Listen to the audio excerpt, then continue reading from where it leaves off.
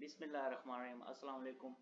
मेरा नाम हमज़ा ख़ान है और आज मैं आपको बाइनेंस के कुछ कॉइन का एनालिसिस करना सिखाऊंगा और कुछ इंडिकेटर्स का इस्तेमाल करके आप एंट्री पॉइंट और सेल पॉइंट आसानी से ढूंढ सकते हैं। तो आइए चलते हैं हम गूगल में। सबसे पहले गूगल में हमने सर्च करना है ट्रेडिंग व्यू वेबसाइट। जैसे ही आप सर्च करेंगे तो फर्स्ट पेज भी आपके पास ये ट्रेडिंग व्यू ऐप वेबसाइट आ जाएगी। इसको ओपन करेंगे। ये ट्रेडिंग व्यू वेबसाइट एक्चुअली है क्या, इसमें हर किस्म के कॉइन आपको मिलेंगे। हर चीज़ के, हर एक्सचेंज के जितने भी कॉइन्स हैं, टोकन्स हैं, आप फोरेक्स वगैरह जितनी भी एक्सचेंजेस हैं, हर किस्म के कॉइन्स, टोकन वगैरह आपको यहाँ पे मिलेंगे। आप उनके यहाँ पे एनालिसिस कर सकते हैं। ठीक है, बिल्कुल सेम प्राइस चलेगी। ऐसा नहीं है कि इस पे डिफरेंट चल रहा होगा और बाइनेंस में डिफरेंट नहीं, बल्कि बेस सेम चल रही होगी। ठीक है, आप यहाँ पे एनालिसिस करने के बाद बाइनेंस में एंट्री ले सकते हैं, बाइनेंस में बाइंग सेल कर सकते हैं। तो चलिए टॉपिक शुरू करते हैं। सबसे पहले आपने जाना है चार्ट्स पे। चार्ट्स पे जैसे ही क्लिक करेंगे तो आपके पास इस तरह का फेस शो होगा। जैसे ही चार्ट्स पे क्लिक करेंगे तो ये फेस शो होगा। अब ये देख लें, आपको कुछ समझ नहीं आ रही कहाँ पे आपने एंट्री लेनी है, कहाँ पे आपने आउट होना है, कहाँ पे इन होना है, कुछ समझ नहीं आ रही कहाँ पे हमारा एंट्री पॉइंट है, कहाँ पे हमारा सेल पॉइंट है। समझ गए? तो अगर आप इंडिकेटर्स का इस्तेमाल करते हैं तो आपको आसानी हो जाती है और आप आसानी एंट्री ले सकते हैं। इंडिकेटर आपकी हेल्प करेंगे एंट्री पॉइंट ढूंढने में, सेल पॉइंट ढूंढने में। तो चलिए शुरू करते हैं। इंडिकेटर्स का इस्तेमाल करेंगे तो आपको बआसानी मीन्स सेल पॉइंट और बाय पॉइंट मिल जाएंगे। आप एंट्री ले सकते हैं और सेल पॉइंट पे जाके सेल कर सकते हैं। ये इंडिकेटर्स हमारी हेल्प करते हैं। ठीक है, सबसे पहले ये आपको एफ नज़र आ रहा होगा, तो सॉरी, सबसे पहले आप यहाँ पे फ्रंट पे देखें, BNB BUSD का पेयर्स खुला हुआ है। यहाँ पे आप जिस भी कॉइन का एनालिसिस करना चाहते हैं तो उसको यहाँ पे सर्च कर लेंगे। BUSD सॉरी, मैं BNB का कर रहा हूँ, बाइनेंस का कॉइन है BUSD। ये देखें, सर्च करेंगे तो आ जाएंगे और यहाँ पे आप एक्सचेंज सेलेक्ट कर सकते हैं। जो भी एक्सचेंज यहाँ पे सेलेक्ट करेंगे उसी एक्सचेंज के कॉइन आएंगे, चाहे वो फोरेक्स होगा, चाहे QQ होगा, चाहे बिटमैक्स होगा, या MXC होगा। जिस भी एक्सचेंज का आप एनालिसिस करना चाहते हैं इस पे कर सकते हैं। यहाँ पे आप एक्सचेंज, मैं बाइनेंस ज़्यादा यूज़ कर दूँ तो मैंने बाइनेंस का एक्सचेंज सेलेक्ट किया हुआ है। तो यहाँ पे आपने सबसे पहले मैंने कॉइन सर्च कर लिया है, मैंने BNB BUSD का पेयर में एनालिसिस करना है तो इसको मैं ओपन करने लगा हूँ। जैसे ही ओपन किया, ये मेरे पास 5 मिनट का टाइम फ्रेम चल रहा है, देख लें 5 मिनट का, और ये इसकी कैंडल्स चल रही हैं। अब मुझे कुछ समझ नहीं है कि मैंने कहाँ पे एंट्री लेनी है, कहाँ पे आउट होना है, कुछ करना है, क्या करना है, कुछ समझ नहीं आ रही। तो इसके लिए हम इंडिकेटर्स का इस्तेमाल करते हैं। और इंडिकेटर्स का इस्तेमाल किस तरह करते हैं, चलिए मैं वो भी आपको बताता हूँ। तो आपके पास चार्ट ओपन हो गया तो आपने सिंपल ये एफ नज़र आ रहा होगा, यहाँ पे आप इंडिकेटर सर्च कर सकते हैं और अपने फेवरेट लिस्ट में ऐड करके उनको इस्तेमाल कर सकते हैं। इसके ऊपर जैसे ही क्लिक करेंगे तो आपके पास इस तरह का मेन्यू ओपन हो जाएगा। तो आज का हमारा टॉपिक है, मैं 3 बेसिक इंडिकेटर्स आपसे डिस्कस करूंगा, 3 इंडिकेटर्स के बारे में बताऊंगा जिसका आप इस्तेमाल करके आसानी सेल पॉइंट और बाय पॉइंट ढूंढ सकते हैं और कुछ सिग्नल्स वगैरह बना सकते हैं। ठीक है, तो मेरा वीडियो बनाने का मकसद ये है कि आपको किसी के पूछना ना पड़े, भाईजान हमें कहाँ से एंट्री लेनी है, कहाँ से सेल करना है। तो मैं आपको ये करना चाह रहा हूँ कि आप इतने काबिल हो जाएं, खुद बाइंग सेलिंग कर सकें। ठीक है, तो यहाँ पे इंडिकेटर, फर्स्ट इंडिकेटर मैं सर्च करूँगा सिंपल मूविंग एवरेज। इंडिकेटर का नाम है सिंपल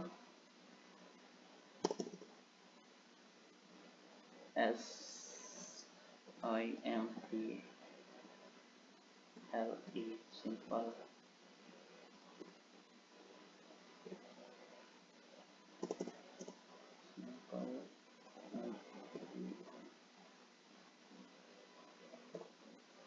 सिंपल मूविंग एवरेज यहाँ पे सर्च करेंगे। सर्च करने के बाद आपके पास डिफरेंट इंडिकेटर्स शो होंगे। तो आपने हर इंडिकेटर नहीं इस्तेमाल करना है, बल्कि वही इंडिकेटर इस्तेमाल करना है जो मैं आपको सजेस्ट कर रहा हूँ। ये सबसे बेस्ट इंडिकेटर है। तो इसको नीचे लेके जाएंगे। जैसे ही नीचे लेके जाएंगे तो ये आपके पास simple moving average basic show हो रहा। इसको जो भी जिस पे भी आप स्टार लगाएंगे वो आपके फेवरेट में यानी कि ऐड हो जाएगा। इसके अंदर इस इंडिकेटर का मैं इस्तेमाल करता हूँ, तो मैंने इस अपनी फेवरेट लिस्ट में ऐड किया हुआ है। तो आपने भी इसको ऐसे होगा तो इसको स्टार लगा दें ताकि ये आपकी फेवरेट लिस्ट में ऐड हो जाए, ताकि आपको ऐड करने में आसानी हो जाए। और ये देख लें, बिल्कुल यही आपने इंडिकेटर ऐड करना है, कोई और नहीं करना। तो चलिए इसको ओपन करते हैं। इसको जैसे ही क्लिक करेंगे तो ये आपकी स्क्रीन के ऊपर, इसको क्रॉस करके बंद कर देंगे और ये आपकी स्क्रीन के ऊपर शो हो जाएगा। अब इसकी थोड़ी सी सेटिंग है, मैं वो भी आपको बता देता हूँ। और इसको किस कैंडल किस चार्ट के ऊपर आप इस्तेमाल कर सकते हैं वो भी मैं बता देता हूँ इसको। इसका टाइम फ्रेम आप यूज़ करते हैं डेली, मंथली और वीकली। 3 टाइम फ्रेम आप इसके इस्तेमाल कर सकते हैं, डेली, मंथली और वीकली। तो इसमें हम सबसे पहले इसकी थोड़ी सी सेटिंग करते हैं। इसके ऊपर जब डबल क्लिक करेंगे तो आपके पास इस तरह का बार ओपन हो जाएगा। ये ओपन हो जाएगा तो ये आप देख सकते हैं मूविंग एवरेज 20 पे सिलेक्ट हुई हुई है, ठीक है। तो 20 की मूविंग एवरेज हमें शो कर रहा है, तो हमें 20 की नहीं चाहिए, हमें इसको 14 की कर देंगे, 14 दिन की कर देंगे, 14 डेज की। यानी कि ये लाइन हमें 14 डेज की, 14 डेज से ब्लो करती है, ठीक है। तो ये हमें 14 डेज की यानी कि मूविंग एवरेज शो करेगी, ठीक है। तो हम इसको 14 पे सिलेक्ट करके इसको ओके कर देंगे, ठीक है। तो ये आपके पास शो होने लग गई। अब इसका हमें फ़ायदा क्या है और नुकसान क्या है, मैं वो भी आपको क्लियर कर देता हूँ। इससे हमें फ़ायदा ये होना है, आपने सेटिंग तो सबसे पहले कर लिया ना, यानी कि इसके ऊपर जैसे ही डबल क्लिक करेंगे,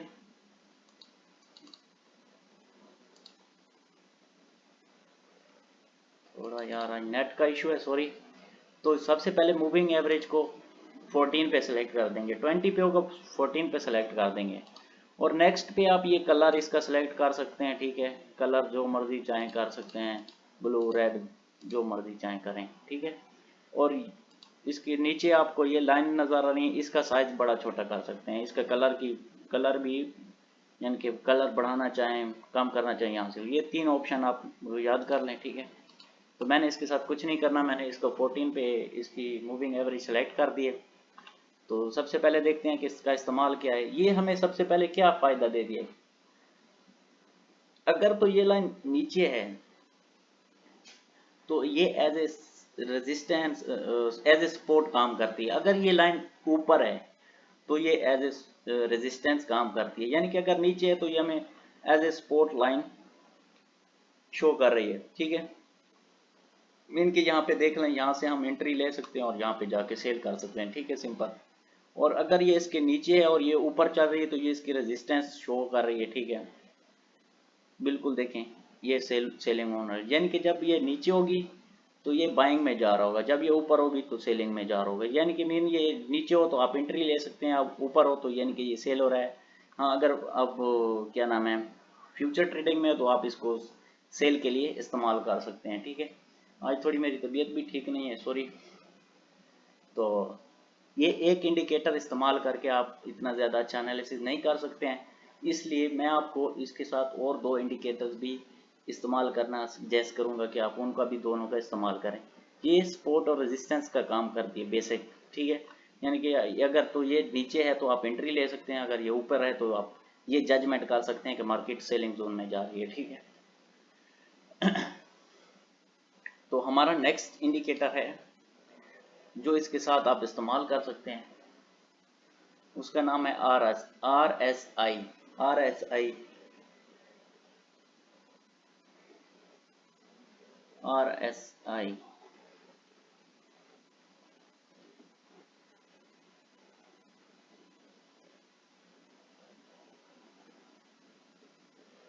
RSI आप सर्च करेंगे तो ये आपके पास रिलेटिव ट्रेजर इंडेक्स, ये इंडिकेटर शो होगा, बिल्कुल यही। इसको आप फेवरेट लिस्ट में भी ऐड कर सकते हैं और इसके ऊपर क्लिक करके आप इसे चार्ट पे भी ऐड कर सकते हैं। यही इंडिकेटर यूज़ करना है और नहीं। ये RSI में भी डिफरेंट इंडिकेटर हैं, आपने ये रिलेटिव ट्रेडर इंडेक्स, यही इंडेक्स वाला इस्तेमाल करना है। इसके ऊपर क्लिक करेंगे, जैसे क्लिक करेंगे तो ये आपके पास शो होने लग जाएगा। मैंने डबल क्लिक कर दी थी इसलिए 2 ओपन होंगे। ये आपके पास शो होने लग जाएगा RSI। अब RSI में थोड़े से आपको सेटिंग का ख्याल रखना होगा। RSI का इस्तेमाल कैसे करना है वो भी मैं बता देता हूँ। RSI के लिए सबसे बेस्ट जो है टाइम फ्रेम है वो 7 डेज का है। 7 डेज का सबसे बेस्ट 1 डे 7 डेज का यानी कि आप टाइम फ्रेम इसमें इस्तेमाल कर सकते हैं। ठीक है, तो मेरा 5 मिनट का ओपन हुआ है, तो मैं सिर्फ समझाने के लिए आपको बता रहा हूँ। 7 डेज का टाइम फ्रेम इसके लिए सबसे बेस्ट है और ये हमें अच्छे अच्छे रिजल्ट दे सकता है 7 डेज में। RSI में आपको 2 चीज़ों पर ख़ास नज़र रखनी होती है, 2 चीज़ों पर आपने नज़र रखनी होती है और 2 चीज़ें इसमें होती हैं टोटली। एक तो इसमें 13 की रेंज 13 का रीजन और 17 का रीजन, ये दोनों दोनों का आपने ख्याल रखना है। एक तो इसका ये देखें यहाँ पे ये 39 ये यहाँ पे रीजन शो होता है, यहाँ पे देख लें ये अभी शो कर रहा है 42 रीजन, ये देखें ये यहाँ का शो कर रहा है 42। यहाँ पे 30 और 70 का रीजन में आपने नज़र रखनी है। अब 13 का क्या मतलब है, अगर यहाँ पे आपको 13 शो हो रहा है, यहाँ पे आपको 13 शो हो रहा है, ये देखें यहाँ पे आप 47 शो हो रहा है ना, यहाँ पे अगर 13 शो होता है 13 शो होता है तो मतलब क्या है, और 17 शो होता है तो मतलब क्या है। 13 शो होता है तो इसका मतलब है ओवर सेलिंग हो चुकी है, बहुत ज़्यादा सेल हो चुका है। ठीक है, और 17 का मतलब है यानी कि बहुत सेल हो चुका है, यानी कि 13 बहुत ज़्यादा ओवर सेल हो चुका है और 17 यानी कि सेल हो चुका है, यानी कि नॉर्मल सेल हो चुका है। ठीक है, और 13 का मतलब है ओवर यानी कि बहुत ज़्यादा समझ लें। ठीक है, बिल्कुल। अब RSI का इस्तेमाल करके आप इसमें एंट्री कैसे ले सकते हैं, ठीक है, वो भी मैं आपको बता देता हूँ। RSI में आप देख सकते हैं नीचे ये बार शो हो रहा है, इसकी सबसे तो पहले हम इसकी सेटिंग ओपन कर लेते हैं। इसकी थोड़ी सी सेटिंग है वो कर लें। सेटिंग पे जैसे ही क्लिक करेंगे तो आपके पास इस तरह का शो होगा। ये RSI के कलर भी आप चेंज कर सकते हैं। यहाँ पे RSI देख लें, ये कलर मैं चेंज कर रहा हूँ, देखें ये लाइन का कलर चेंज हो रहा है। ठीक है, मैं इसको ब्लू रखता हूँ और ये जो लाइंस के कलर हैं ये अपर और लोअर की लाइंस के कलर हैं इनके।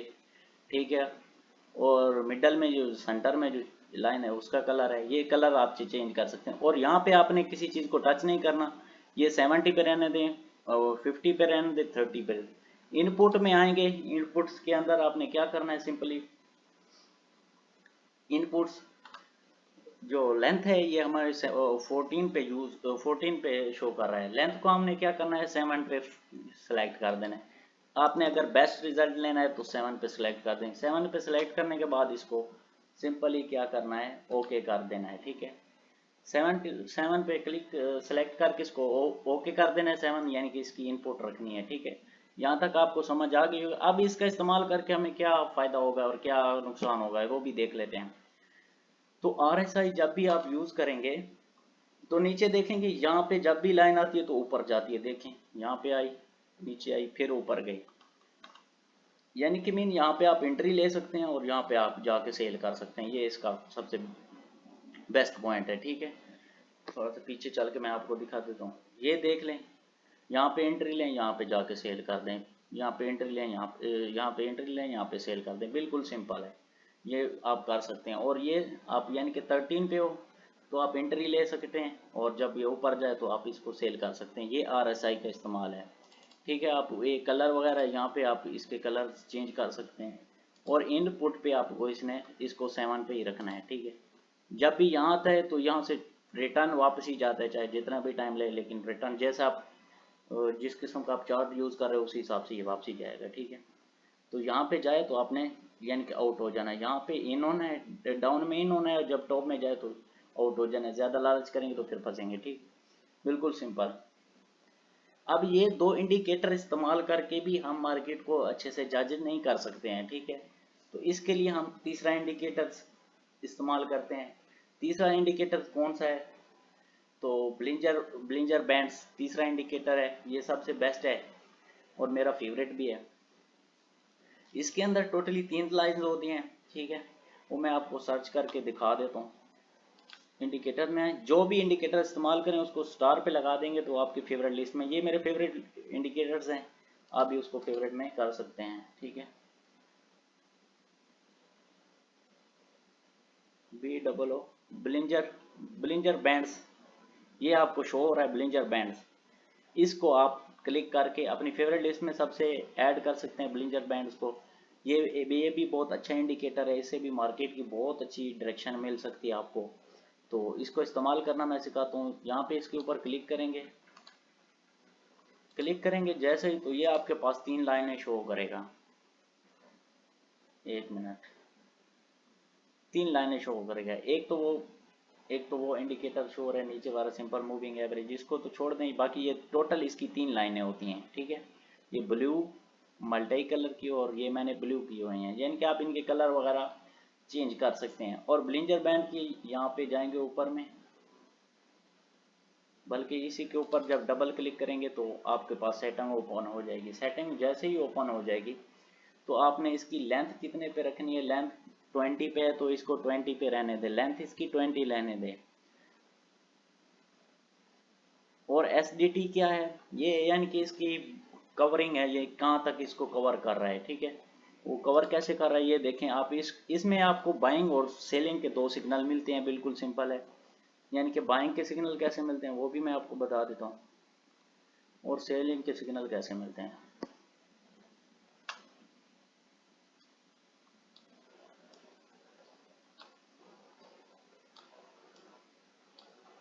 ये देखें, ये जब यहाँ पे टच होता है ना नीचे, तो यहाँ पे आपको बाइंग का सिग्नल मिलता है, और जहाँ पे टॉप पे टच होता है तो आपको सेलिंग का सिग्नल मिलता है।